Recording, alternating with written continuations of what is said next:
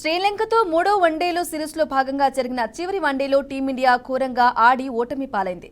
ఆతిథ్య శ్రీలంక ఏకంగా 110 పరుగులు భారీ తేడాతో టీమిండియాను చిత్తు చేసింది. శ్రీలంక నిర్దేశించిన 249 పరుగుల లక్ష్యాన్ని ఛేదించే క్రమంలో భారత జట్టు కేవలం 26.1 ఓవర్లలో 138 పరుగులకే కుప్పకూలింది.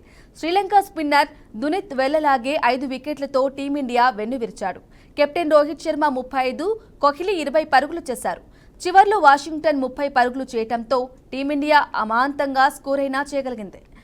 శుభ్మాన్ గిల్ 6, రిషబ్ పంత్ 6, శ్రేయస్ అయ్యర్ 8, అక్షర్ పటేల్ 2, రియాన్ పరాగ్ 15, శివం దుబే 9 నిరాశపరిచారు. లంక బౌలర్లలో వెల్లలాగే 5, మహేష్ తీక్షణ్, జెఫ్రీ వాండర్సే 2, అసితా ఫెర్నాండో 1 వికెట్ తీశారు. ఈ విజయంతో శ్రీలంక 3 వన్డేల సిరీస్ను 2-0తో కైవసం చేసుకుంది. తొలి వన్డే టై కాగా రెండో వన్డేలో నెగ్గిన శ్రీలంక మూడో వన్డేలోనూ విజయభేరి మోగించడం విశేషం.